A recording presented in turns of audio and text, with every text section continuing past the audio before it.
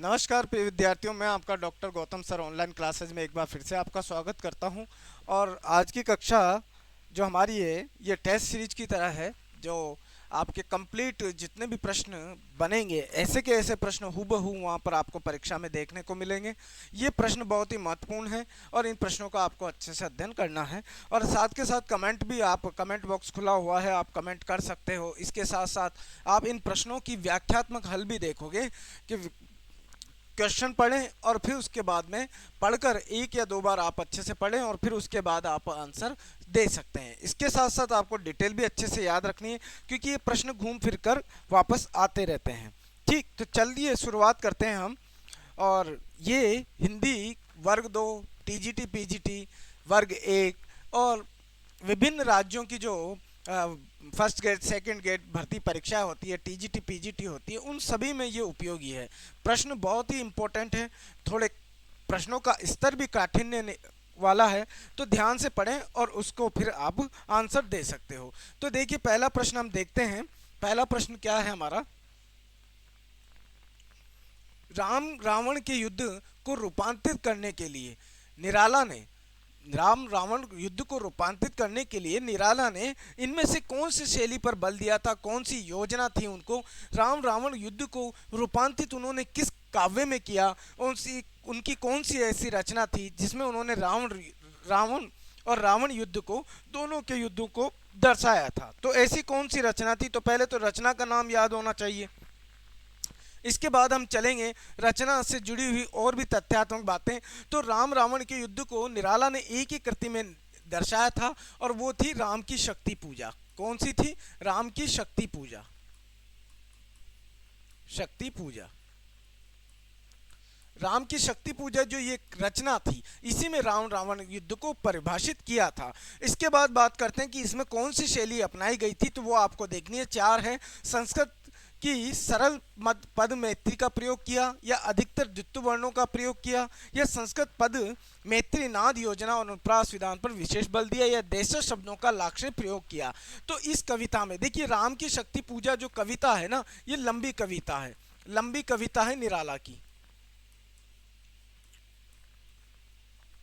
लंबी कविता है। अब इसमें जो शैली का प्रयोग किया वो आपको आंसर छांट लेना है।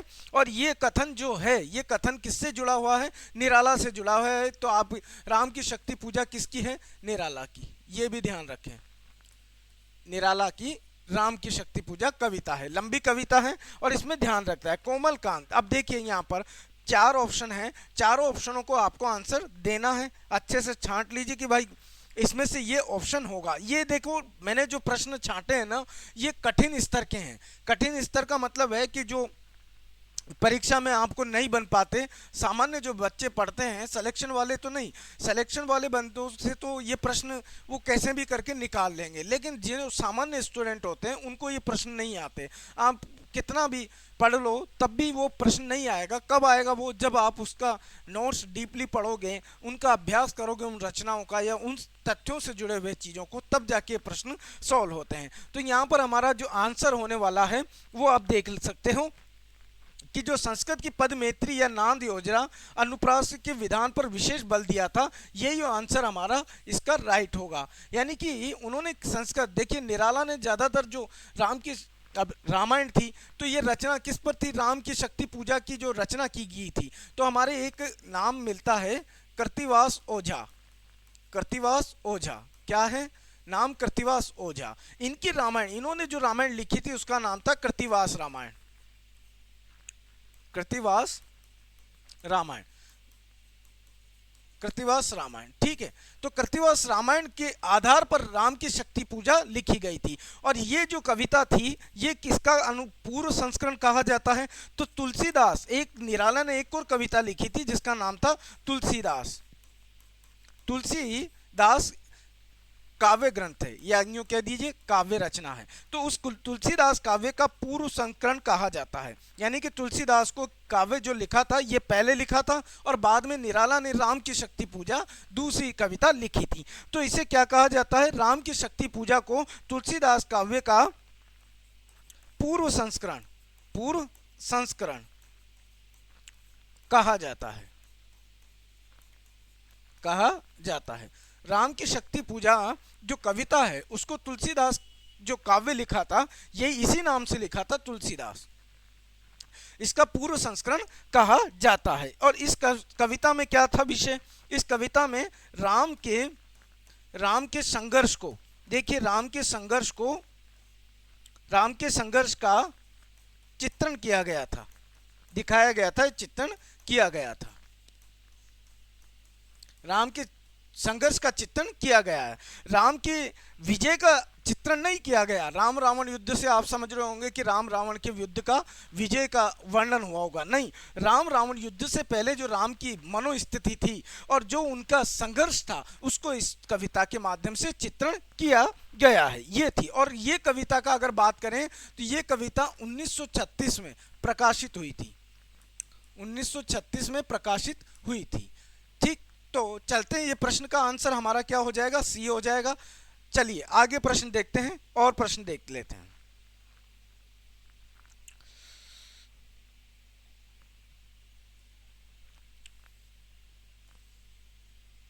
देखिए अगला प्रश्न देखते हैं हम, क्या है प्रश्न? देखिए, निम्नलिखित में से कौन सी कृतियां आत्मकथा नहीं है? कृतियों को आपको नाम याद होना चाहिए। ये पूछ रहा है कि आत्मकथा कौन सी नहीं है। जो बच्चे लाइव क्लास देख रहे हैं वो शेयर कर दें वीडियो को, और लाइक तो करना ही है, और साथ के साथ शेयर भी करें वीडियो को।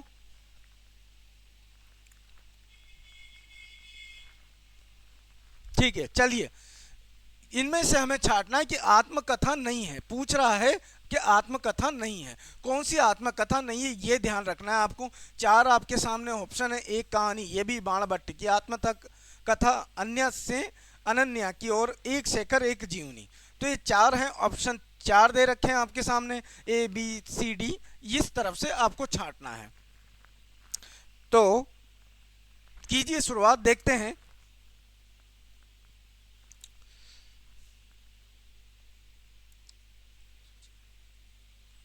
तो चलिए शुरुआत करते हैं। एक कहानी ये भी, इसके राइटर का नाम आपको पता होगा। एक कहानी ये भी, मन्नू भंडारी, मनु भंडारी, मनु भंडारी थी। बाणभट्ट की आत्मकथा हजारी प्रसाद द्विवेदी, हजारी प्रसाद द्विवेदी। पहले राइटर लिख लेते हैं, फिर उसके बाद अन्य से अनन्या की ओर शेखर एक जीवनी। ये पहले आप जो रचनाएं हैं इनके राइटर, फिर हम छांटेंगे कि किसकी ये कथा है या उपन्यास है। तो बाणभट्ट की आत्मकथा हजारी प्रसाद द्विवेदी, और अन्य से अनन्या की ओर ये किसकी है? प्रभा खेतान, प्रभा खेतान की रचना है। और शेखर एक जीवनी किसकी है? अज्ञे की, अज्ञे की। ये रचनाओं की बात हो गई। तो रचना तो हमने लिख ली कि कौन से राइटर हैं। अब छांटना यह है कि आत्मकथा कौन सी है और उपन्यास कौन सा है। तो यहाँ पर शेखर एक जीवनी, शेखर एक जीवनी क्या है? ये उपन्यास है, उपन्यास है। और कब लिखा गया था? 1946 में, 1946 में। और अन्य से अनन्या की ओर ये क्या है? ये आत्मकथा है, आत्मकथा। और बाणभट्ट की आत्मकथा ये भी उपन्यास है। और एक कहानी ये भी आत्मकथा है, मनु भंडारी की। तो ये हमने देख लिया कि कौन कौन सी रचनाएं आत्मकथा हैं और कौन कौन सी रचनाएं क्या है? उपन्यास है। तो उपन्यास दो ही थे। तो उपन्यास शेखर एक जीवनी 1944 और बाणभट्ट की आत्मकथा ये उपन्यास 1946 में प्रकाशित हुआ था। तो यहां पर आप छाट सकते हो। एक कहानी ये भी, अन्य से अनन्या हो, ए सी, जिसमें आंसर राइट होगा वो हमारा होगा सही आंसर।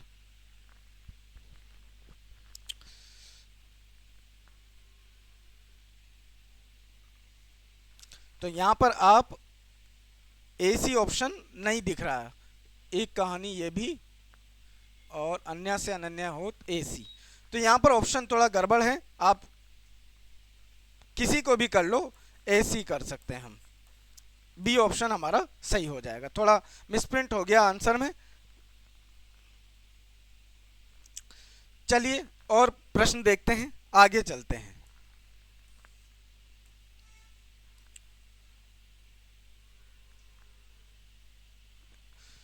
अगला प्रश्न हमारे सामने आता है, विद्यापति की पदावली में वर्णित मुख्य विषय कौन सा है। तो विद्यापति की जो पदावली है वो पदावली के मुख्य विषय क्या क्या रहे हैं ये आप देख सकते हो और आंसर छांट लेना चाहिए आपको। देखिए क्या आंसर होता है इसका। तो राजनीति, द्वंद्व, वय संध, पुरुष परीक्षा, अनमेल विवाह। तो कौन कौन से इसमें विषय रहे हैं ये आपको देखना है। तो यहाँ पर जो विषय रहे हैं वो आप अच्छे से देख सकते हो। तो यहाँ पर वय संधि भी उसका विषय रहा है, अनमेल विवाह भी रहा है, सखी शिक्षा भी रहा है, आप ये भी कह सकते हो सखी शिक्षा। नोक झोंक भी रहा है, नोक झोंक, दूती वर्णन,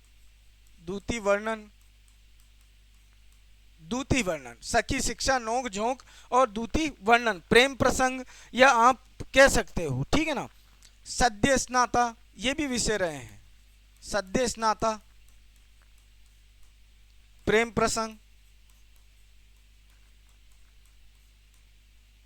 ठीक। तो ये जो विद्यापति की पदावली थी उसके मुख्य विषय रहे हैं। तो ऑप्शन हमारा बी डी देखना है, तो बी डी हमारा सी ऑप्शन सही हो जाएगा। आगे चलते हैं।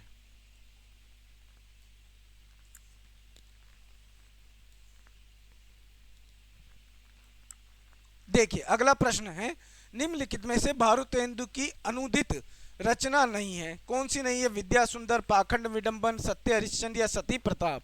चार ऑप्शन दिए गए हैं, चारों में से छांट लेना है आपको।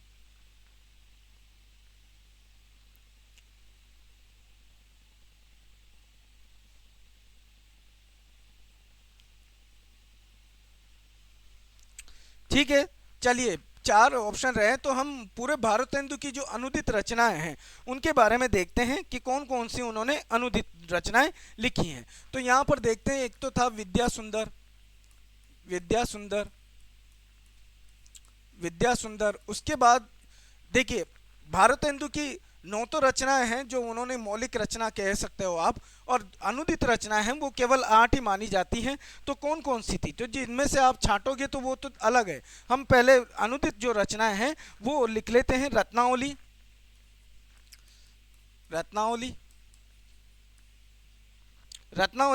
ये 1968 में है, नहीं 1868, और ये भी 1868 कर सकते हो आप। आगे चलते हैं और देखते हैं पाखंड विडंबन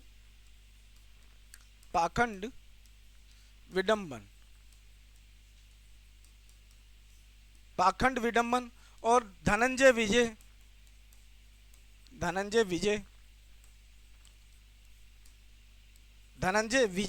इसके बाद धनंजय विजय, पाखंड विडंबन, रत्नावली और विद्या सुंदर के बाद भी रचना आती है कपूर मंजरी और भारत जननी। कर्पूर मंजरी और भारत जननी, कर्पूर मंजरी, भारत जननी, ये भी इनकी अनुदित रचना है। ये कृष्ण जो संस्कृत के कृष्ण राइटर हुए हैं उनकी रचनाएं हैं। धनंजय विजय, कर्पूर मंजरी, इन्हीं के अनुवाद हैं, नाम भी सेम है, ठीक। मुद्रा राक्षस और दुर्लभ बंधु,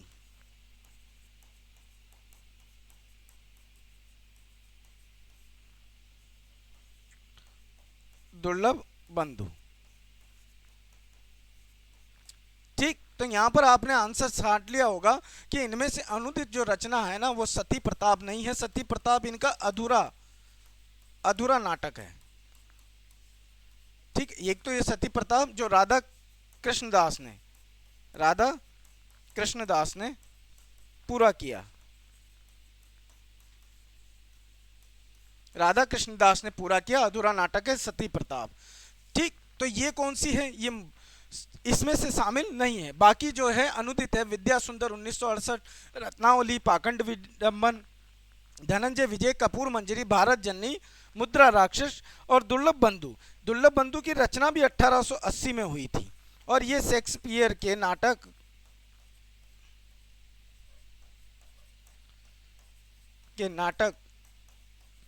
का अनुवाद है, शेक्सपियर के नाटक का अनुवाद है, ठीक, तो ये प्रश्न हमारा सोल्व हो गया और इसका ऑप्शन होगा वो डी होगा। आगे चलते हैं और प्रश्न देखते हैं।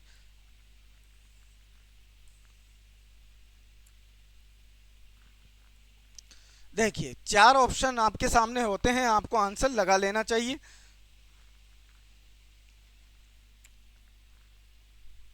चलिए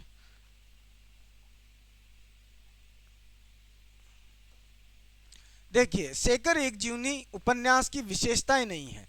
देखिए उपन्यास की विशेषताएं छांटनी इनमें से, और वो उपन्यास की विशेषता नहीं है, वो हमें दो बताई है, तो 2 छांट लेना है। तो ये आपको 4 है। हिंदी का ये प्रथम मनोवैज्ञानिक उपन्यास, इसका कोई भी पात्र मानसिकता से ग्रस्त नहीं है। तो 4 ऑप्शन है और चारों में से आपको सही ऑप्शन छांट लेना है। ठीक, चलिए शेखर एक जीवनी किसका उपन्यास थे? तो इसके लेखक की बात करें तो लेखक कौन थे इसके? तो लेखक थे अज्ञेय। इसके लेखक अज्ञेय थे। शेखर एक जीवनी के लेखक कौन है? अज्ञेय है। और बात करें तो इसके में ज्यादा नहीं है, 1940 से इसका प्रकाशन की बात करें, प्रकाशन 1940 से लेकर और 1944 तक माना जाता है। 1944 ही है इसका फाइनल, 1944 में ये प्रकाशित हो गया था। और बात करें इसकी तो इसमें 4 खंड थे। इसके 4 खंड थे। 4 खंडों पर से प्रश्न आ सकते हैं। 4 खंडों में विभाजित है। 4 खंडों में विभाजित है। विभाजित है। ठीक, 4 खंडों में विभाजित है। प्रथम खंड की बात करें, प्रथम खंड, द्वितीय खंड, ये नाम पूछ सकता है, द्वितीय खंड और तृतीय खंड, तृतीय खंड और चतुर्थ खंड। तो प्रथम खंड की हम बात करें तो उषा और ईश्वर। प्रथम खंड का नाम क्या था? आप लिखोगे उषा और ईश्वर। ईश्वर, उषा और ईश्वर, उषा और ईश्वर। ठीक है। द्वितीय खंड की बात करें तो बीज और अंकुर। द्वितीय खंड का नाम क्या था? बीज और अंकुर। बीज और अंकुर आप कह सकते हो। प्रकृति और पुरुष। तृतीय खंड का नाम प्रकृति, प्रकृति और पुरुष। प्रकृति और पुरुष। चतुर्थ खंड का हम करेंगे पुरुष और परिस्थिति। पुरुष और परिस्थिति, पुरुष और परिस्थिति। ठीक, तो ये तो खंडों के नाम थे। 1944 में प्रकाशित हुआ। अज्ञेय का उपन्यास है, ये उपन्यास विधा में लिखा गया है। ठीक है, उपन्यास। अब बात करते हैं इसके आंसर की। तो आंसर है इसका, शेखर क्या है? एक जन्मना विरोधी पात्र है। जन्मना एक तो डी हो जाएगा, और इसका कोई भी पात्र सामान्य मानसिकता से ग्रसित नहीं है। यानी कि सभी मानसिकता रोगी हैं या मानसिकता से ग्रसित हैं। शहरी जीवन पर आधारित है शेखर जीवन। शेखर एक जीवनी। ठीक, तो इसका आंसर छांटना है बी डी। तो सी ऑप्शन हमारा सही हो जाएगा। चलिए अगला प्रश्न देखते हैं।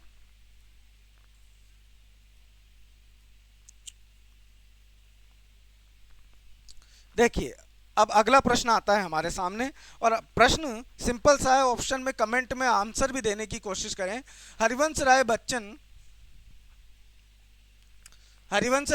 ने अपने पूर्वजों का चित्रण आत्मकथा के किस खंड में किया? हरिवंश राय बच्चन ने 4 खंडों में अपनी आत्मकथा लिखी थी। कितने खंडों में?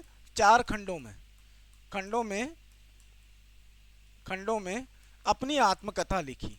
अपनी आत्मकथा लिखी।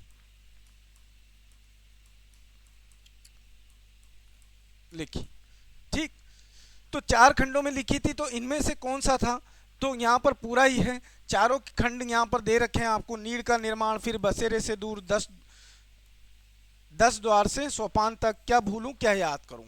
तो यहाँ पर कौन सा था जिसमें अपने पूर्वजों का उन्होंने चित्रण किया था? तो कौन सा था?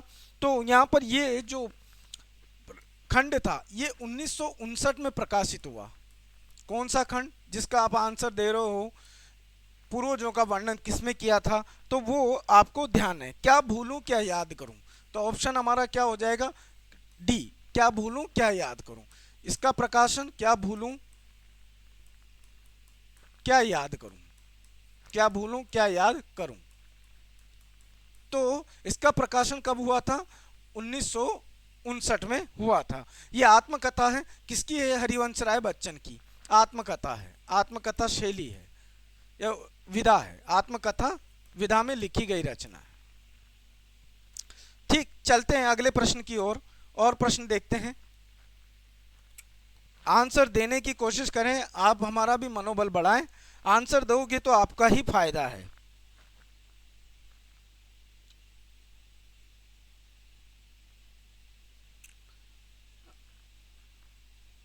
भवन आस्ती पूछ रहे हैं लक्ष्मण जी की पत्नी का नाम क्या है, उर्मिला है बेटा। मैथिली शरण गुप्त का भी एक काव्य है और रामधारी सिंह दिनकर ने भी लिखा है उर्वशी, लेकिन उर्वल, हाँ क्या नाम है, वही तो पूछ रहे हो आप।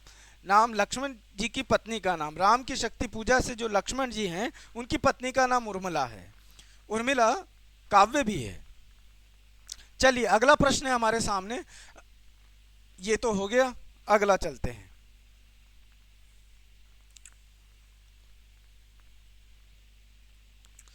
देखिए अपना अगला प्रश्न देखिए, निम्नलिखित में से कौन सा निबंध भारतेंदु हरिश्चंद्र ने नहीं लिखा, कौन सा नहीं लिखा, ये आपको ध्यान रखना है।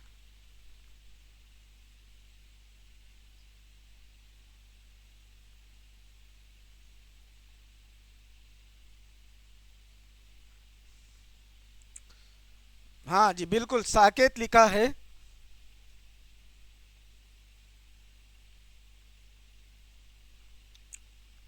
चलिए अगला प्रश्न देखिए आप, निम्नलिखित में से कौन सा निबंध भारतेंदु हरिश्चंद्र ने लिखा है, तो कौन सा लिखा है वो याद रखना है आपको। यहाँ पर 4 ऑप्शन आपको दे रखे हैं। भारतेंदु के जो निबंध थे वो भी बहुत फेमस रहे हैं, लेकिन इनके ज़्यादा निबंध नहीं थे, क्योंकि विधा निबंध विधा निबंध विधा भारतेंदु के समय ही आई थी, भारतेंदु के समय ही प्रचलित हुई, आप यूं कर सकते हो, प्रचलित हुई। भारतेंदु समय की निबंध विधा हुई थी, अधिकतर विधाएं गद्य की भारतेंदु के समय ही प्रचलित हुई थी। अब बात करते हैं कि उनके निबंध कौन कौन से, तो उनके निबंध तो रामायण का समय जो है, ये रामायण का समय उनका निबंध लिखा है, ए ऑप्शन हमारा सही हो जाएगा। यानी कि उन्होंने जो निबंध लिखा वो कौन सा था, रामायण का समय। और भी हैं जो हम देख लेते हैं। देखिए रामायण का समय किसने लिखा था, ये तो आपको पता है कि भारतेंदु ने लिखा, भारतेंदु। ठीक, बंधुत्व किसे कहते हैं, बंधुत्व किसे कहते हैं, अब मैं नाचो बहुत गोपाल, गोपाल गोपाल। ठीक, और रसात्मक बोध के विविध स्वरूप, रसात्मक बोध के विविध स्वरूप, तो बंधुत्व किसे कहते हैं, ये विष्णुलाल पांड्या आप कह सकते हो। मोहनलाल विष्णुलाल पूरा नाम है इनका, तो पूरा ही लिख लेते हैं, मोहनलाल विष्णुलाल पांड्या इनका पूरा नाम है साहब। किसका है, बंधुत्व किसे कहते हैं, ये निबंध किसका था। अब मैं नाचो बहुत गोपाल, ये किसने लिखा, तो ये लिखा था हजारी प्रसाद द्विवेदी ने, हजारी प्रसाद द्विवेदी ने, द्विवेदी ने, हजारी प्रसाद द्विवेदी ने। रसात्मक बोध के विविध स्वरूप किसने लिखा, आचार्य शुक्ल ने, आचार्य शुक्ल ने, आचार्य शुक्ल ने रसात्मक बोध के विविध स्वरूप लिखा है। और भी अगर भारतेंदु के आपको निबंध की बात करें तो निबंध इन्होंने और भी लिखे थे, जैसे वैष्णवता और भारतवर्ष, वैष्णवता और भारतवर्ष, भारतवर्ष, वैष्णवता और भारतवर्ष लिखा। ईश्वर बड़ा विलक्षण है, यह भी इनका निबंध था, ईश्वर बड़ा विलक्षण है, ईश्वर बड़ा विलक्षण है, यह भी इनका निबंध रहा है, ईश्वर बड़ा विलक्षण है। और भारत उन्नति कैसे हो सकती है, भारतवर्षों उन्नति, कैसे हो सकती है, ये भी इनका निबंध था, कैसे हो सकती है, कैसे हो सकती है। तो यहाँ पर पूछा गया था हमसे, जो प्रश्न था, भारतेंदु हरिश्चंद्र ने कौन सा निबंध लिखा है, तो रामायण का समय, ये भी इनका निबंध था। और ये किसने लिखा, भारतेंदु ने। और बात करें बंधुत्व किसे कहते हैं, तो ये निबंध था मोहनलाल विष्णुलाल पांड्या का। अब मैं नाचो बहुत गोपाल, ये किसका है, हजारी प्रसाद द्विवेदी का फेमस निबंध है ये। रसात्मक बोध के विविध स्वरूप, ये आचार्य शुक्ल ने लिखा है। भारतेंदु के अगर और निबंधों की बात करें जो प्रमुख हैं, ये प्रमुख निबंध हैं। वैष्णवता और भारतवर्ष, ईश्वर बड़ा विलक्षण है, भारतवर्षों उन्नति कैसे हो सकती है। कमेंट दें, आंसर भी देते रहें, कक्षा को देखें, लाइक भी करें।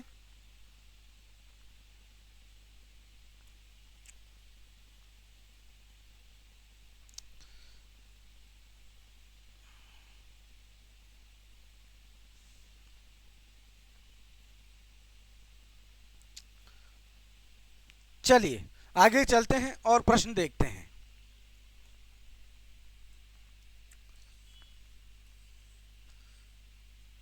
ये रहा आपका अगला प्रश्न, और देखिए, गोरी सुंदर पातली केसर काले रंग, 11 देवर छोड़ के चली जेठ के संग। तो ये किसकी पंक्ति है, या ये उक्ति किसकी है और कहाँ से ली गई है, ये आपको देखना है, बताना। बड़ी सुंदर पहेली है, पहेली कह सकते हो आप इसे। और याद रखना, पहेली आदि काल में पहेली, पहेली कह सकते हो। पहेलियां मुकरियां लिखने वाले एक ही व्यक्ति थे।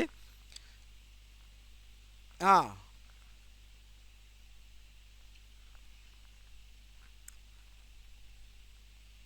जी बिल्कुल।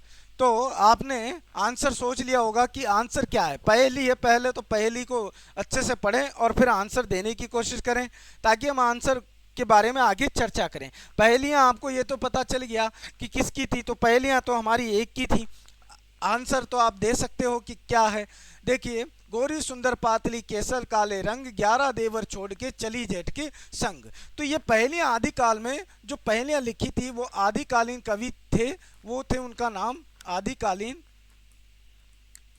कवि या लेखक आप कह सकते हो, वो थे अमीर खुसरो। अमीर खुसरो, अमीर खुसरो। इनका अगर और भी नाम हम बात करी जाए, तो इनका पूरा नाम था अबुल फजल या अबुल हसन, सॉरी, इनका पूरा नाम जो था अबुल हसन था। अबुल हसन के नाम से इनको जाना जाता है। तो अबुल हसन अमीनुद्दीन, अबुल हसन, अबुल हसन यमीनुद्दीन खुसरो था। यमीनुद्दीन मुस्लिम नाम है, खुसरो। और खुसरो इनकी क्या है, उपाधि थी। इनको उपाधि बहुत सी मिली है, अलग अलग नाम है। नामों की चर्चा हम कर लेते हैं कि क्या क्या नाम रहे हैं इनके, तो वो हम नाम देख लेते हैं। देखिए, इनका पहले तो ग्राम का क्या था। ग्राम की बात करें, पटियाली।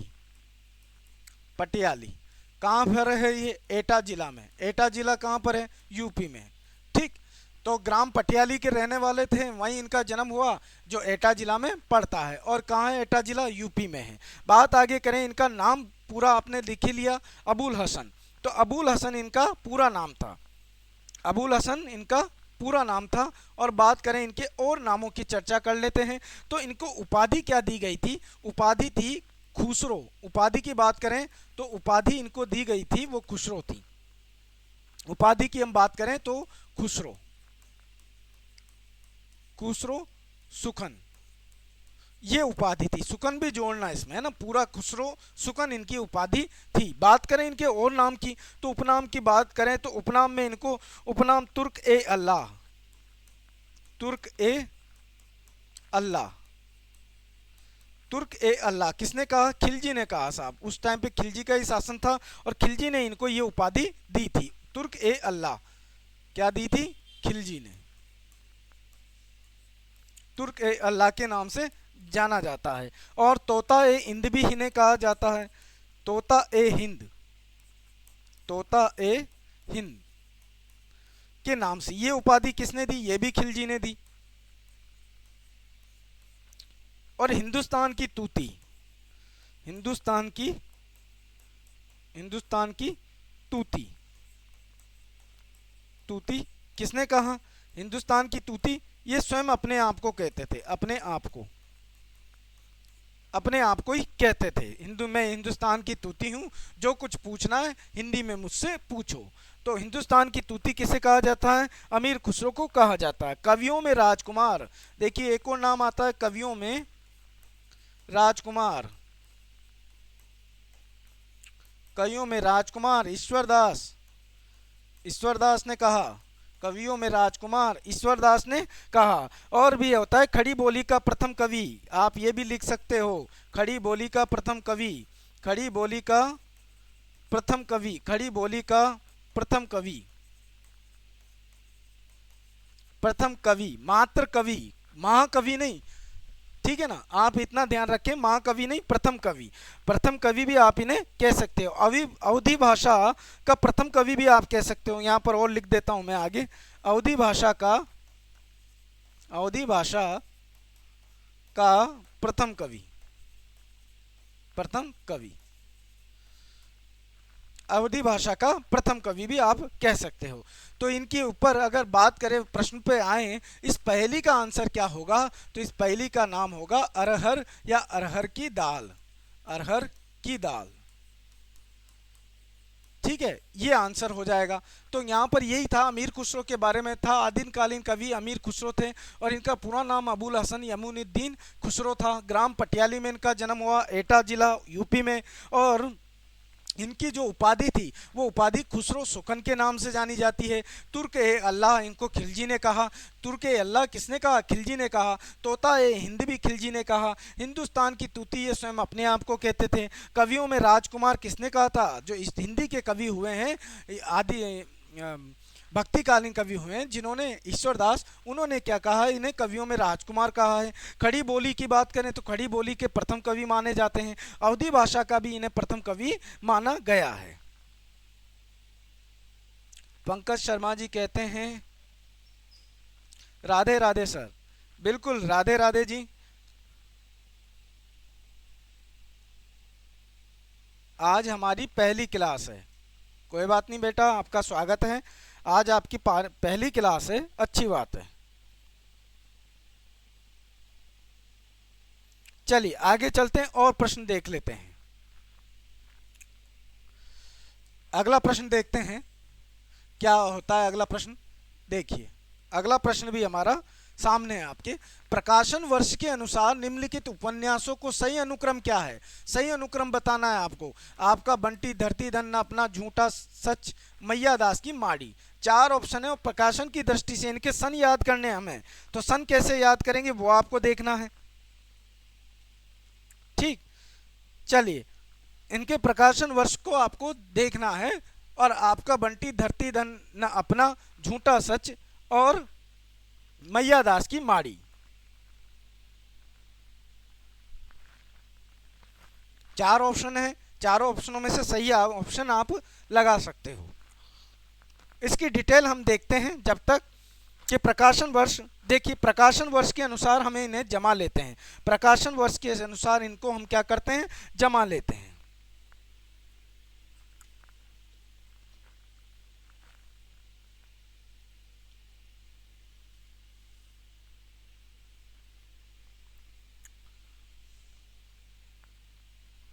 देखिए, झूठा सच की बात करें तो झूठा सच पहला हम देख लेते हैं। झूठा सच, झूठा सच। अब इसका अगर सन की बात करें तो सन क्या होगा? सन इसका लिख देते हैं 1960। तो झूठा सच हम उसी के अनुसार जमाएंगे जिस हिसाब से। और रचना किसकी है? यशपाल की, यशपाल की रचना है, ठीक। बात करते हैं दूसरा। दूसरा कौन सा आएगा? अगर क्रम की बात करी जाए तो वो आपका बंटी होगा। क्या होगा? आपका बंटी होगा। बंटी जी को भी खिला लेते हैं। आपका बंटी बहुत मस्ती करता है तो आपका बंटी। ये कब होगा? ये 1971 में होगा बेटा, है ना। रचनाकार की बात करें तो रचनाकार की बात करें तो ये है मन्नू भंडारी। कहाँ है ये रहा, मन्नू भंडारी, ठीक। ठीक है, मन्नू भंडारी। और मन्नू भंडारी का एक और उपन्यास था महाभोज, याद रखना है ना, महाभोज भी इनका फेमस उपन्यास है, उस पर भी प्रश्न आते हैं। तीसरे की बात करें हम, तीसरा क्या है, और झूठा सच यशपाल ने लिखा था। और यशपाल का एक फेमस उपन्यास और लिख सकते हो आप, देशद्रोही। देशद्रोही भी इनका उपन्यास है और वो बहुत ही फेमस उपन्यास है। बात करते हैं धरती धन न अपना, धरती धन न अपना, धरती धन न अपना, न अपना, ठीक, 1972 में प्रकाशित हुआ था धरती धन न अपना। ये किसका है, जगदीश माथुर का है, जगदीश माथुर, जगदीश चंद्र कह दो आप, जगदीश चंद्र का है। और जगदीश चंद्र का और भी अगर आप उपन्यास देखना चाहते हो तो यहाँ पर एक और उपन्यास है आधा पुल, बहुत फेमस उपन्यास रहा है आधा पुल, ये ज़्यादातर तो फेमस उपन्यास है। महाभोज हो गया, देशद्रोही हो गया, झूठा सच हो गया, आपका बंटी हो गया, इन पर प्रश्न आते ही हैं बेटा। ठीक, अब चौथे की बात करते हैं तो एक ही बचा हमारे पास, वो था मैया दास की माड़ी। तो मैया दास की माड़ी किसका है साहब, मैया दास की माड़ी, मैया दास की माड़ी, मैया दास की माड़ी। मैया दास की माड़ी की करते हैं बात तो भीष्म साहनी नाम आता है और सन भी हम इसका लिख लेते हैं 1988। 1988 में लिखा गया है। किसने लिखा था, भीष्म साहनी ने, भीष्म साहनी ने, बहुत फेमस है। आपको ये प्रश्न बहुत ही रियल केस में सही बैठते हैं हमसे और बड़ा आता है।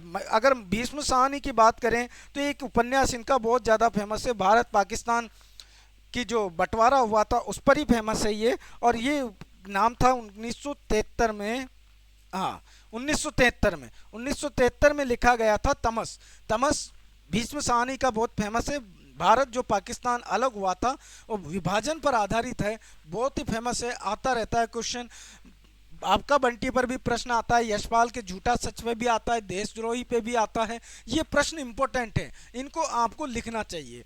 ये कम से कम क्रम न पूछ के, अगर सन भी नहीं पूछेगा, सन के प्रश्न आते हैं 2 या 3, 3 से ज़्यादा प्रश्न या 4 से ज़्यादा प्रश्न आज तक परीक्षा में बहुत ही कम पूछे जाते हैं, तो आपको ध्यान रखना है। कमेंट बॉक्स में आंसर जरूर दें। आगे चलते हैं, प्रश्न और देखते हैं। तो ऑप्शन हमारा जो था वो अब क्रम से हम अगर जमाएंगे तो पहले कौन सा होगा, झूठा सच, तो सी ऑप्शन होगा, तो सी। फिर उसके बाद आएगा आपका बंटी बी, और फिर धरती धन न अपना, तो हमारा कौन सा, तो हमारा ऑप्शन कौन सा सही होगा, यहाँ थोड़ा ऑप्शन गड़बड़ है, झूठा सच 1971, 72, 88, तो ये क्रम सही है, ठीक है ना। तो यहाँ पर आप कर लीजिए कि ये क्रम है और इसमें क्रम को हमें करना पड़ेगा, झूठा सच सी, फिर उसके बाद आएगा आपका बंटी, तो आपका बंटी ए, ठीक है। फिर उसके बाद आएगा हमारा धरती धन न अपना, तो हम बी कर सकते हैं, बी। और उसके बाद आएगा हमारा मैया दास की माड़ी, तो मैया दास की माड़ी है वो डी है, यानी कि डी ऑप्शन हमारा सही हो जाएगा। आगे चलते हैं और प्रश्न देख लेते हैं। सुंदर सुंदर प्रश्न हैं, प्रश्न आते रहते हैं परीक्षा में और कठिन प्रश्न हैं, आसानी से एक बार पढ़ने के बाद नहीं आते। ठीक, चलिए और प्रश्न कमेंट बॉक्स में आप आंसर देते रहें। बेटा वीडियो को लाइक भी करें और शेयर भी करें, लाइक और शेयर जरूर करना है, परीक्षा की दृष्टि से बहुत महत्वपूर्ण है।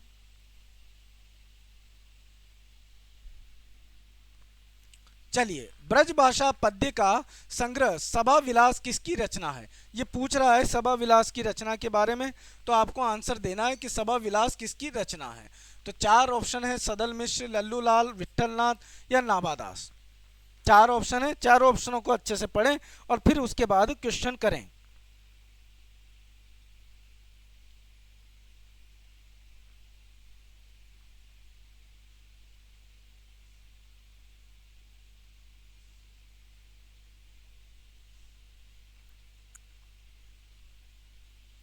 चलिए, इसका आंसर हम बात कर लेते हैं, लल्लूलाल है।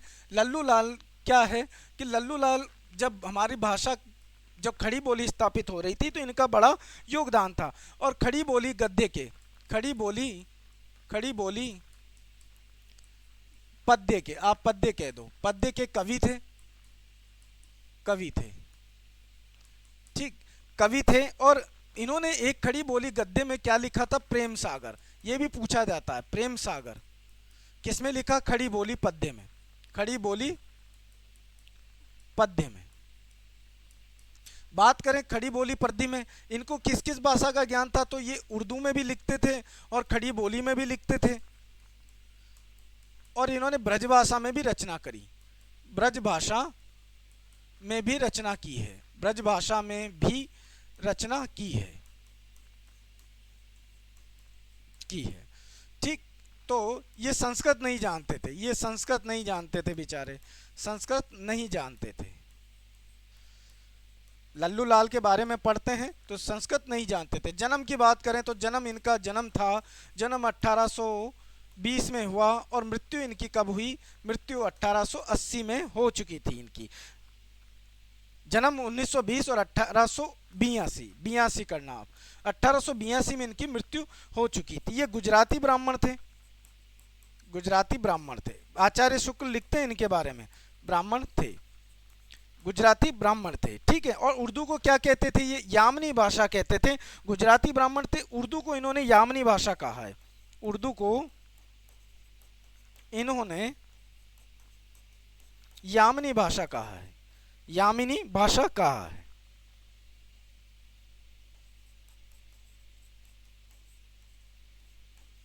यामिनी भाषा कहा है, उर्दू को यामिनी भाषा कहा है, ये कह सकते हो। बात करें इनकी तो ये जो ब्रज भाषा यानी कि खड़ी बोली को स्थापित करने में इनका बड़ा योगदान था। सदल मिश्र हो गए, लल्लू लाल हो गए, तो इन्होंने शुरू में जो रचनाएं लिखी हिंदी को खड़ी बोली में, इन्होंने प्रेम सागर लिखा। ये प्रेम सागर इनका खड़ी बोली का बहुत ही मोस्ट है, इस पे भी प्रश्न आते रहते हैं। चलिए, और प्रेम सागर की जो कथा वस्तु है वो भागवत पुराण पर है, भागवत पुराण पर, भागवत पुराण पर दशम स्कंद की कथा का वर्णन किया गया है प्रेम सागर में। पूछ लिया जाता है प्रेम सागर, काफी आते हैं प्रश्न, तो बी ऑप्शन हमारा सही हो गया। आगे चलते हैं और प्रश्न देखते हैं। लाइक करें और शेयर करें कक्षा को, अपने दोस्तों को, अपने फ्रेंड सर्किल में भी भेजें। चलिए अगला प्रश्न देखते हैं।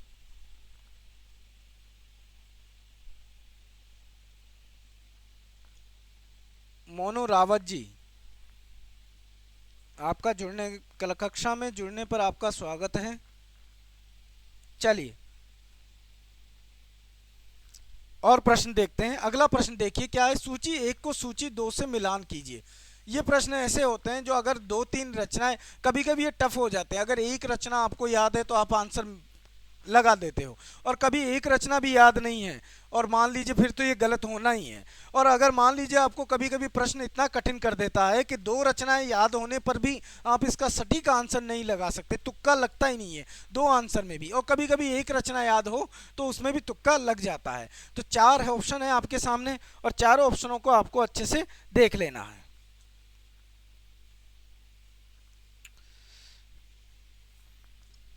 तो बात करते हैं शरद चंद्र की। तो शरद चंद्र की जो रचना है वो कौन सी है? आवारा मसीहा है। क्या है? आवारा मसीहा, आवारा मसीहा, मसीहा 1974 में लिखा गया था। आवारा मसीहा 1974 में प्रकाशित हुआ था। लिखने में तो इन्हें 12-14 साल लग गए थे। और आवारा मसीहा किसके ऊपर लिखा गया है? शरद चंद्र के ऊपर। लिखा किसने? विष्णु प्रभाकर ने, विष्णु प्रभाकर ने, प्रभाकर ने लिखा है, लिखा है, ठीक है। क्या है ये? जीवनी है साहब, जीवनी है। विष्णु प्रभाकर ने किस पर जीवनी लिखी? शरद चंद्र पर। बात करें शिवरानी देवी, तो शिवरानी देवी की बात करें तो शिवरानी देवी की जो रचना है वो क्या है? प्रेमचंद घर में, ये भी जीवनी है। तो शिवरानी देवी ने जो लिखी थी रचना वो क्या है? प्रेमचंद घर में, प्रेमचंद घर में, प्रेमचंद घर में पति थे इनके, शिवरानी देवी के, और 1944 में प्रकाशित हुई जीवनी है, ये भी जीवनी है, ठीक। बात करें राम वृक्ष वेनीपुरी की, तो राम वृक्ष वेनीपुरी ने क्या लिखा? वो गेहूं और गुलाब, इन्होंने लिखा था गेहूं और गुलाब, गेहूं और गुलाब। राम वृक्ष वेनीपुरी ने गेहूं और गुलाब, गेहूं और गुलाब। ठीक, बात करें ये क्या है, शब्द चित्र है, ये तो शब्द चित्र है, रेखा चित्र कह सकते हो आप, रेखा चित्र।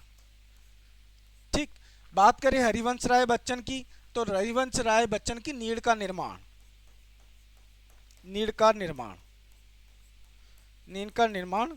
और ये क्या है, ये आत्मकथा है, आत्मकथा, आत्मकथा है।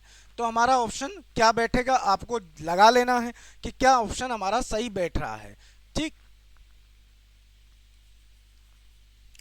तो यहाँ पर शरद चंद्र को हम यही मिला देते हैं, आवारा मसीहा और शिवरानी देवी प्रेमचंद घर में, राम वृक्ष वेनीपुरी गेहूं और गुलाब, और हरिवंश राय बच्चन क्या है, ऑप्शन हमारा डी आंसर हो जाएगा। चलिए, ये हमारे कुछ जीवनियाँ थी और रेखा चित्र भी था और आत्मकथा भी थी। आगे चलते हैं और प्रश्न देखते हैं, आपका आंसर सही हो गया होगा। अगला प्रश्न देखिए आप, सूची 1 को सूची 2 से सुमिलित कीजिए। अब यहाँ पर भी आपको सूची 1 को सूची 2 को सुमिलित करना है। ठीक, आंसर लगाने की कोशिश करें, लाइक और शेयर जरूर करें बेटा, है ना।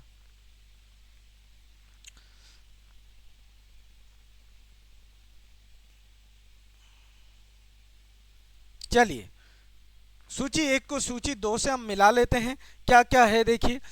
तो यहाँ पर शेखर का एक तरफ क्या है, पात्र है, एक तरफ पात्र दे रखा है और दूसरी तरफ भी पात्र है, यानी कि एक तरफ पात्र है दूसरी तरफ भी पात्र है। तो यहाँ पर दोनों पात्रों का मिलान करना है।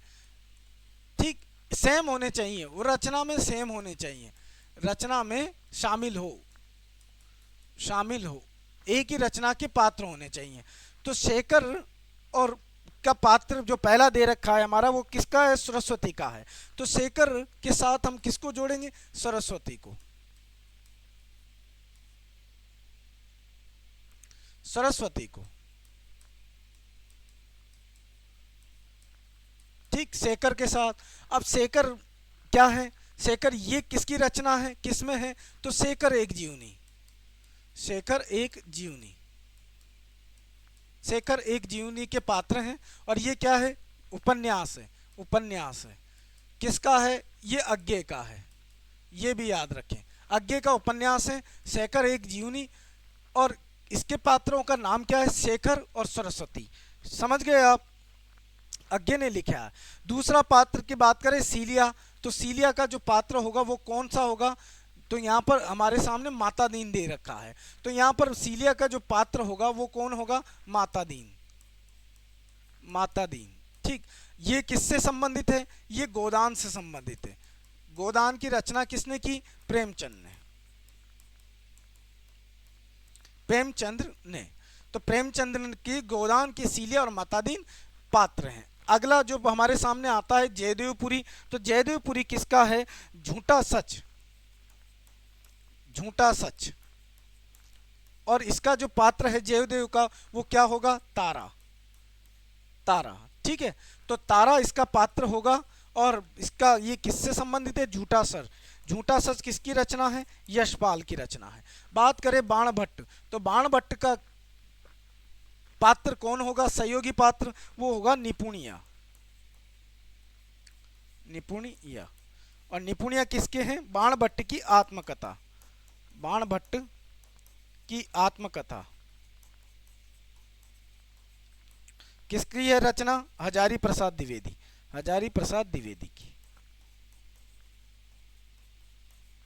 ठीक, तब मिलान कर लीजिए आप, हजारी प्रसाद द्विवेदी की ये रचना है और ये बाण भट्ट की आत्मकथा हजारी प्रसाद की है। इसके पात्र दो हैं, बाण भट्ट और निपुणिया। बात करें जयदेव की, तो झूठा सच है, जो झूठा सच किसका है, यशपाल का। और तारा, जयदेवपुरी और तारा ये दोनों हैं। मान लीजिए हम मिलाएं इधर, तो हम सरस्वती इसके साथ, सीलिया माता दीन के साथ, जयदेवपुरी तारा के साथ और बाण भट्ट निपुणिया के साथ। तो हम बात करते हैं, हाँ बिल्कुल बी ऑप्शन हमारा सही हो जाएगा। तो आप भी आंसर लगाते रहें और आगे चलते हैं, प्रश्नों और देखते हैं। फटाक से आंसर देने की कोशिश करें। जितेंद्र पटेल, स्वागत है आपका। अच्छा, आपने जमा दिया पहले। कक्षा को बेटा लाइक और शेयर जरूर करें। आपके लाइक ही हमें आगे बढ़ने पर मजबूर करते हैं। क्या करते हैं? मजबूर। आप लाइक करोगे तो हम और कक्षाएं अच्छे से लाएंगे। चलिए, लाइक करना जरूरी है। चलिए, अगला प्रश्न हम देखते हैं। मुक्तिबोध की रचना कौन सी है? मुक्तिबोध की रचना कौन सी है?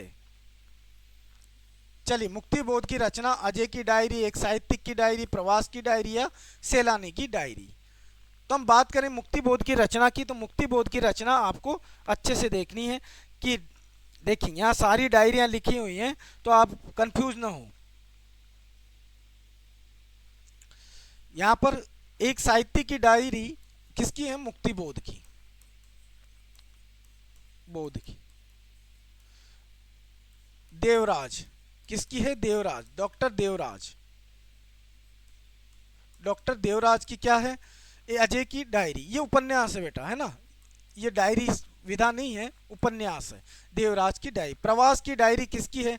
प्रवास की डायरी है हरिवंश राय बच्चन की, हरिवंश राय बच्चन की।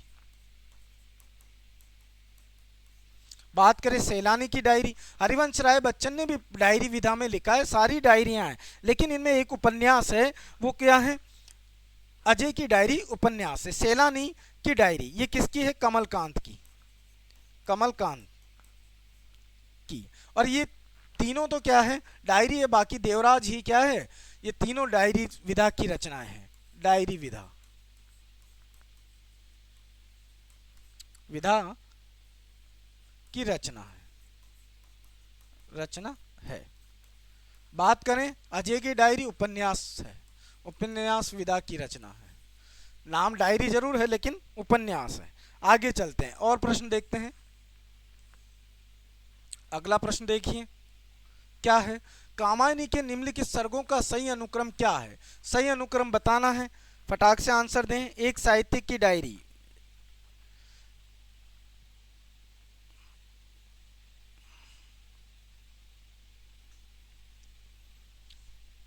बढ़िया बात है, आपने आंसर दिया। चलिए और प्रश्न पढ़ें कि सर्गों का अनुक्रम क्या है। अब देखिए, कामायनी के सर्गों का अनुक्रम बड़ा कठिन होता है, तो बड़ा कठिन है और पूछना चार है स्वप्न, संघर्ष, निर्वेद, दर्शन। तो यहाँ पर आपको छांटना है, लेकिन प्रश्नों को अच्छे से पढ़ें और जमाना है कि ये क्रम पूछ रहा है, अनुक्रम क्या है। तो बढ़ता हुआ क्रम को अनुक्रम कहते हैं। तो हम इसको अच्छे से पढ़ें और फिर उसके बाद लगाएं। मैं आपके सामने इसका एक सिंपल सा है ना, क्या है, एक फॉर्मूला दे देता हूं, सिंपल सी चीज जिसमें आपको याद भी हो जाएगा, ठीक? और उससे आप लगा भी सकते हो आंसर क्या है। तो देखिए, चिंता से आशा कम हो। हम देखते हैं, चिंता से आशा कम हो, आशा कम हो, चिंता से आशा कम हो, और श्रद्धा से काम हो वासना, श्रद्धा से काम वासना। ये सुक्ति है, इसे पढ़ लोगे तो कामायनी के पूरे आपको सर्ग हैं वो याद हो जाएंगे, उनके नाम समेत याद हो जाएंगे, और बहुत अच्छा है। तो चिंता से आशा कम हो, श्रद्धा से काम वासना, लज्जा कर्म, लज्जा कर्म, लज्जा कर्म ईर्ष्या का, लज्जा कर्म ईर्ष्या का, लज्जा कर्म ईर्ष्या का। ईड़ा से स्वप्न संघर्ष, ईड़ा से स्वप्न संघर्ष, ईड़ा से स्वप्न संघर्ष। और निर्वेद दर्शन से रहस्य का आनंद लीजिए, निर्वेद दर्शन से रहस्य का आनंद लीजिए। बस ये याद कर लो, आपको काम हो गया। आनंद लीजिए। अब देखिए यहाँ पर आपको क्या देखना है, कुछ भी नहीं करना, बस चिंता, पहला सर का नाम चिंता, पहले सर का नाम चिंता, दूसरा का नाम आशा, श्रद्धा तीसरा, काम चौथा, वासना पांचवा, लज्जा छठा, कर्म सातवां, ईर्षा आठवां, ईड़ा नौवां, स्वप्न दसवां, संघर्ष ग्यारहवां, निर्वेद बारहवां, दर्शन तेरहवां और रहस्य चौदहवां और आनंद 15वां। तो 15 सर्ग हो गए। तो यहाँ पर पहले हम किसको रखेंगे, आपको देख लेना चाहिए कि सबसे पहले क्या आएगा, ये पीछे के हैं, और सबसे पहले तो यहाँ पर स्वप्न आएगा, और ए, फिर संघर्ष, फिर निर्वेद, और उसके बाद आएगा दर्शन। तो यहाँ पर हमारा ABCD जो होगा वही ऑप्शन होगा, सी आंसर हो गया। ठीक, तो आपने आंसर लगा लिया होगा।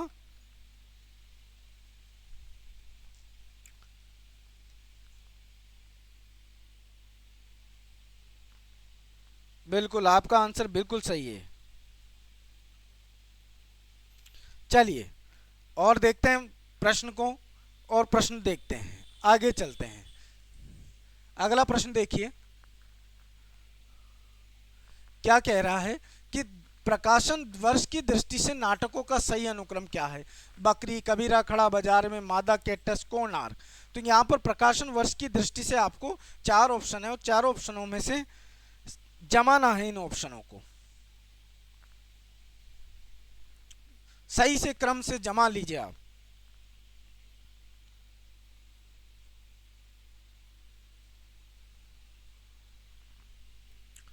तो देखिए हम जमाते हैं। तो यहाँ पर 1974 में लिखा था बकरी, बकरी 1974 है। ठीक है, 1974 में बकरी लिखा, और ये किसकी रचना है, सर्वेश्वर दयाल सक्सेना की, सर्वेश्वर दयाल सक्सेना। नाटक है ये, नाटक। ठीक, और इसमें 2 अंक हैं, नाटक में 2 अंक, और दृश्य कितने हैं, 6 हैं। 2 अंक और दृश्य 6 हैं। 2 अंकों का नाटक है, दृश्य 6 हैं। 1974 में प्रकाशित हुआ। कबीरा खड़ा बाजार में, कबीरा खड़ा बाजार में सर्वेश्वर दयाल सक्सेना की रचना बकरी है, बहुत फेमस रचना आती रहती है। ये 1981 में लिखा गया। कब लिखा गया, 1981 में। इसके राइटर कौन है, भीष्म साहनी, भीष्म साहनी की रचना है। मादा कैक्टस की बात करें, मादा कैक्टस भीष्म साहनी ने 1981 में कबीरा खड़ा बाजार में लिखा है। तो मादा कैक्टस लक्ष्मी नारायण लाल की, लक्ष्मी नारायण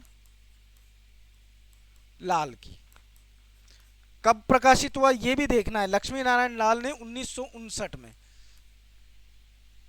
56 हो गया, 1959 में प्रकाशित किया। कोणार्क, कोणार्क भी बहुत फेमस रचना है, जगदीश चंद्र माथुर की रचना है। 1951 में ये बनी थी, कोणार्क, जगदीश चंद्र माथुर।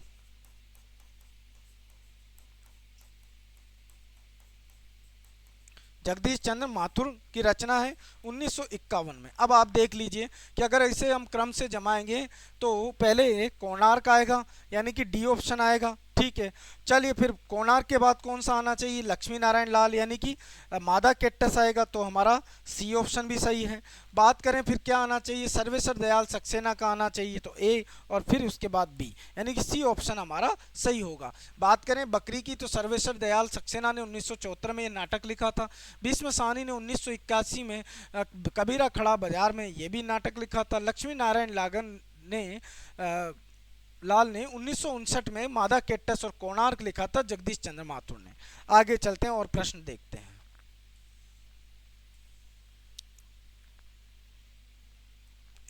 देखिए यहाँ पर द्वैतवादी वैष्णव संप्रदाय के प्रवर्तक कौन है, तो प्रवर्तक कौन है, रामानुजाचार्य, मध्वाचार्य, वल्लभाचार्य या रामानंद। 4 ऑप्शन है, अच्छे से ऑप्शन को क्लिक करें और फिर आंसर लगाएं।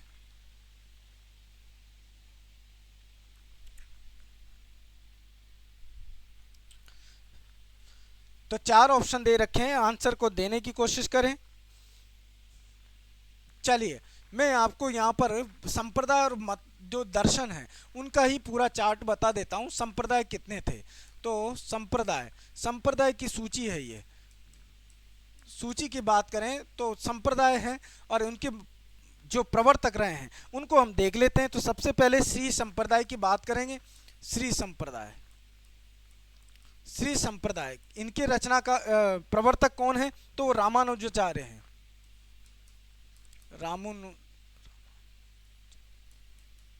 रामानुजाचार्य। बात करें दूसरे की तो दूसरे ये श्री संप्रदाय है, यानी कि 6 संप्रदाय हैं और 6 संप्रदाय में आपको लिखना है। तो राधा कृष्ण संप्रदाय, राधा वल्लभ संप्रदाय,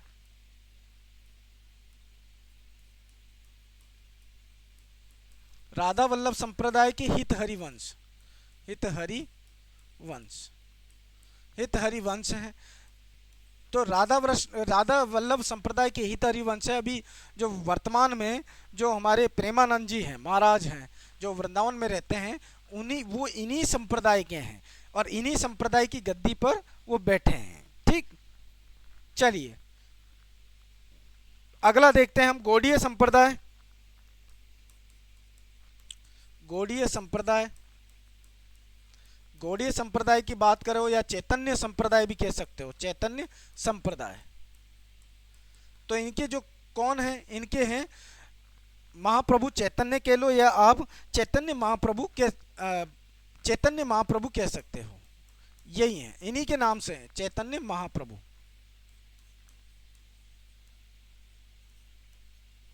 चैतन्य महाप्रभु हैं। अगला जो संप्रदाय आता है हमारा निम्बार्क संप्रदाय या रुद्र संप्रदाय, रुद्र संप्रदाय को भी ले सकते हो।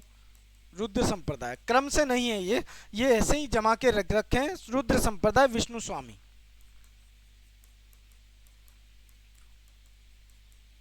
रुद्र संप्रदाय विष्णु स्वामी। और बात करें निम्बार्क संप्रदाय,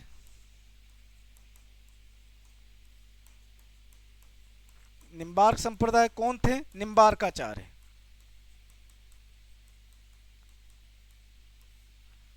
निम्बार्काचार्य क्या है? इसके संप्रदाय के प्रवर्तक हैं। अगला जो संप्रदाय आता है हमारा वो आता है माधव संप्रदाय, माधव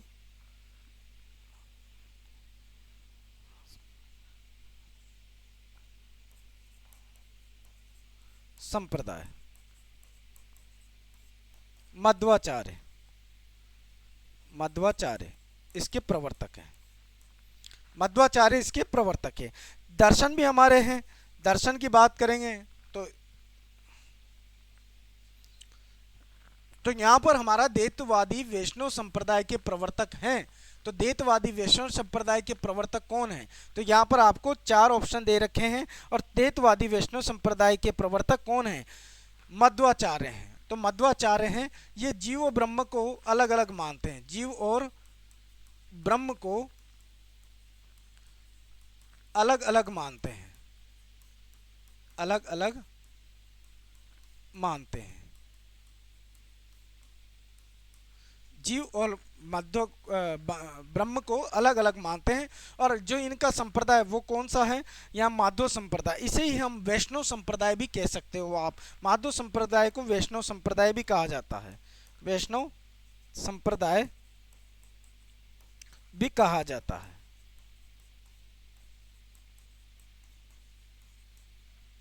संप्रदाय भी कहा जाता है। बात करें हम 4 द्वैतवाद दर्शन की, तो 4 दर्शन होते हैं हमारे। तो देता द्वैतवाद, देता द्वैतवाद,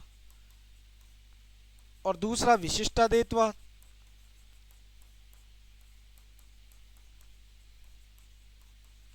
विशिष्टाद्वैतवाद। तो यहाँ पर जो आपको ये एक तरफ तो दे रखे हैं मैंने, संप्रदायों की सूची दे रखी है और उनके प्रवर्तक दे रखे हैं। तो ये 6 ही संप्रदाय हिंदी में जो भक्ति के संप्रदाय हैं इनको माना गया, लेकिन दर्शन के संप्रदाय अलग होते हैं। तो दर्शन के संप्रदाय में हम अलग अलग मानते हैं। एक तो द्वैताद्वैत है, विशिष्टाद्वैत है और अद्वैत है। अद्वैत संप्रदाय कह सकते हो या वाद कह सकते हो, अद्वैतवाद।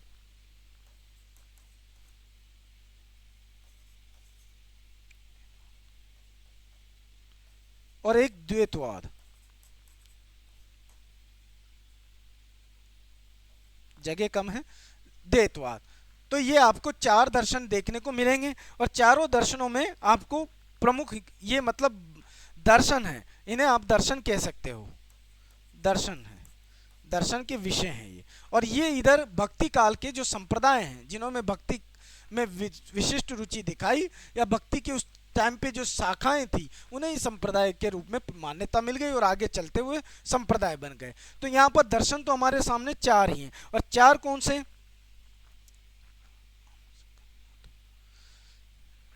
देखिए अब इसके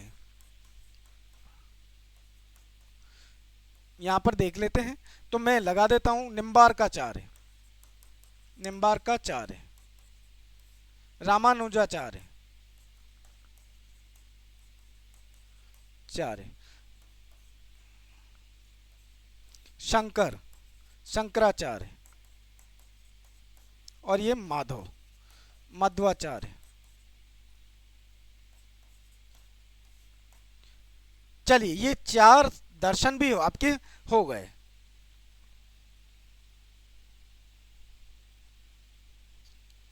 चलिए आगे चलते हैं और प्रश्न देखते हैं। तो मध्वाचार्य इस प्रश्न का सही आंसर हो गया। अगला प्रश्न देखिए।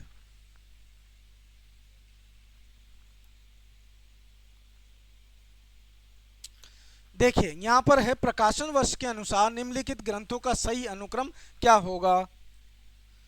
प्रकाशन वर्ष के अनुसार निम्नलिखित ग्रंथों का सही अनुक्रम छांटना है।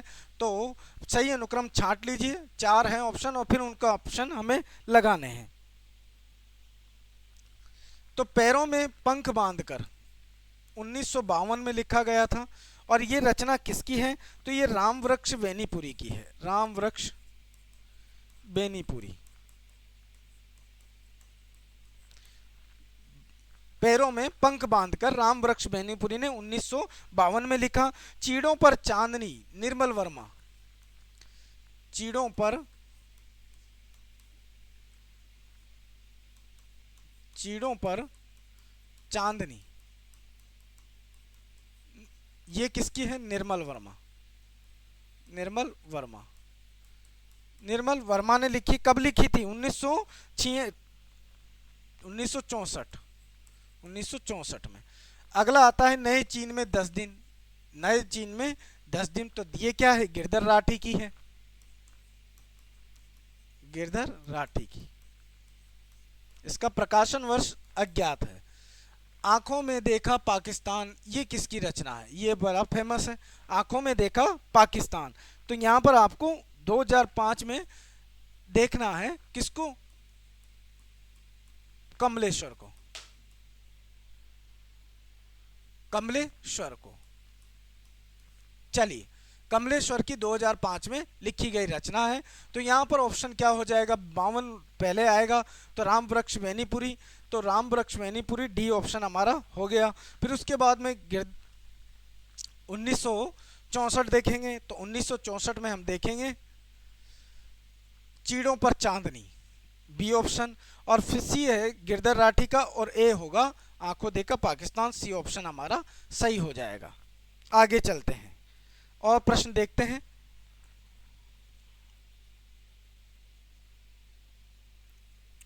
चलिए यहां पर प्रकाशन वर्ष के अनुसार ग्रंथों का सही अनुक्रम क्या है? तो प्रकाशन वर्ष के अनुसार ग्रंथों का सही अनुक्रम ये तो हो गया।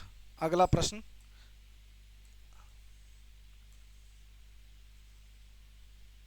प्रश्न है अगला। देखिए शिव शंभु से चिट्ठे, यानी कि शिव शंभु के चिट्ठे से संबंधित है आनंद कादम्बनी, कलकत्ता, चुनार, भारत मित्र। तो कौन सा ऑप्शन इसमें शिव शंभु से संबंधित है?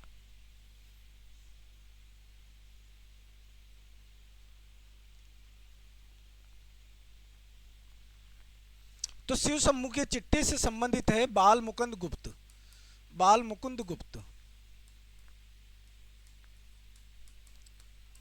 और जो और कौन संबंधित है? कलकत्ता, कलकत्ता से एक पत्र का नाम था, क्या था? भारत मित्र, भारत मित्र। ये 1877 में स्थापित हुआ था और कहां से हुआ था? कलकत्ता से, कलकत्ता से। और ये बाल मुकुंद गुप्त इसके संपादक भी रहे हैं, संपादक थे, संपादक थे। ठीक। और शिव शंभू के चिट्टे में श्रीमान का स्वागत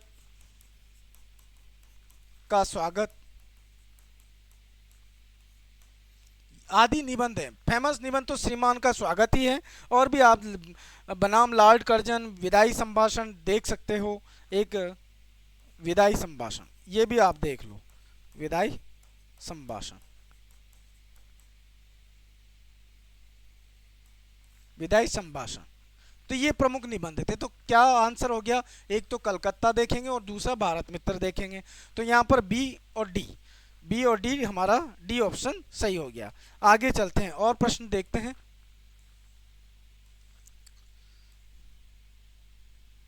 देखिए अगला प्रश्न क्या है हमारा, राग दरबानी उपन्यास में व्यक्त हुए हैं। क्या व्यक्त हुए हैं? मुफ्त शिक्षा, ग्रामीण करुणाई जिंदगी की आलोचना, कस्बाई जीवन, व्यंग्यपूर्ण अभिव्यक्ति या बैंकों का राष्ट्रीयकरण। तो यहाँ पर सीधा सा सिंपल है, पढ़ने वाला विद्यार्थी इसे आसानी से कर सकता है।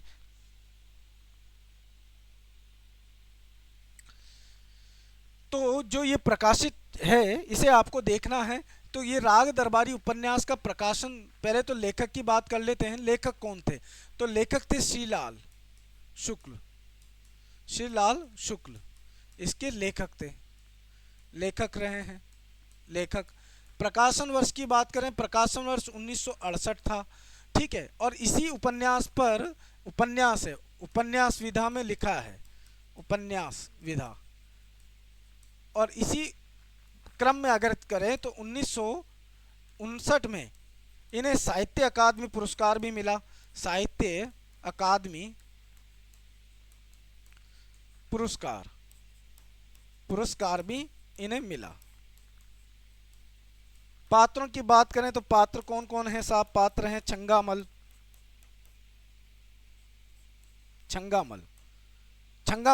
माता दीन, सॉरी, छंगामल और गयादीन,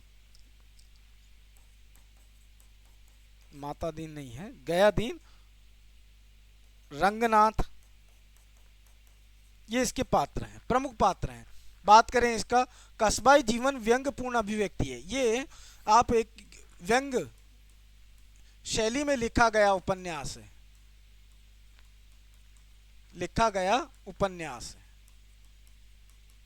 व्यंग्य शैली में लिखा गया उपन्यास है। ग्रामीण करुणाई जिंदगी की आलोचना इसमें की गई है। कस्बाई जीवन की व्यंग्यपूर्ण अभिव्यक्ति इसमें हुई है। तो बी और डी जो आंसर होगा वो हमारा सही हो जाएगा। आगे चलते हैं और प्रश्न देखते हैं। देखिए अगला प्रश्न देखते हैं, आवारा मसीहा किस साहित्यकार के जीवन पर आधारित ग्रंथ है? शरद चंद्र, रविंद्रनाथ या बंकिम चंद्र? तो बांग्ला जो साहित्यकार या कथाकार थे, कौन थे? बांग्ला साहित्यकार या कथाकार भी कह सकते हो, कथाकार शरद चंद्र की जीवनी है,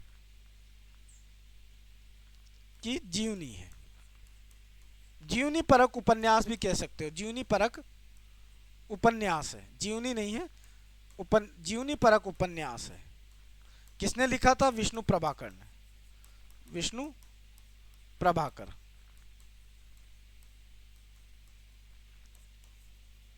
प्रभाकर ने लिखा था। ठीक। तो किस पर आवारा मसीहा लिखा था? विष्णु प्रभाकर ने, जो 1974 में, 14 साल लगे थे लिखने में। प्रकाशन कब हुआ था ये भी आप लिख सकते हो, प्रकाशन 1974 में, 1974 में ये प्रकाशित हुआ। ये उपन्यास 1974 में प्रकाशित हुआ। ये 3 खंडों में आधारित है। इसके 3 पर्व हैं, दिशाहारा, दिशा की खोज, दिशाहंत। इसमें 3 पर्व हैं। प्रथम पर्व, द्वितीय पर्व और तृतीय पर्व।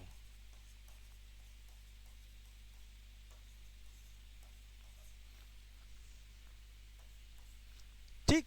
तो यहां पर 3 पर्वों में आधारित है। तो 3 पर्वों में आधारित दिशाहारा, दिशा की खोज और दिशांत। तो यहां पर दिशाहारा, पहले पर्व का नाम दिशाहारा, दूसरे का नाम दिशा की खोज, और तीसरे पर्व का नाम था दिशांत। ये हमारे आज की कक्षा के जो प्रश्न थे और किस पर आधारित था, शरद चंद्र पर, तो हम आंसर लगा देंगे। ठीक, तो यह आज की कक्षा थी हमारी। लाइक जरूर करें, शेयर करें, कमेंट में बताएं कक्षा कैसी लगी आपको, कक्षा कैसी रही, ये जरूर आपको कमेंट बॉक्स में बताना है। और इन प्रश्नों को अच्छे से तैयार भी करना है। लाइक जरूर करें और शेयर जरूर करें। मिलते हैं एक अगली कक्षा में, देखते हैं कि अगली कक्षा से जुड़े जो प्रश्न हैं, ये टेस्ट सीरीज है, कंप्लीट इसमें आएगा। इसमें कंप्लीट आपके व्याकरण, साहित्य पोर्शन और काव्य शास्त्र के सारे क्वेश्चन लिए जाएंगे, विधाओं से भी होंगे और हिंदी से जुड़ी हुई जो अन्य घटनाओं के ऊपर या पत्र पत्रिकाएं हैं उन पर भी प्रश्न आएंगे। तो कंप्लीट है। आपको कैसी लगी कक्षा, ये आप जरूर कमेंट बॉक्स में बताएं। ठीक, मिलते हैं अगली कक्षा में। दीजिए मुझे इजाज़त। नमस्कार।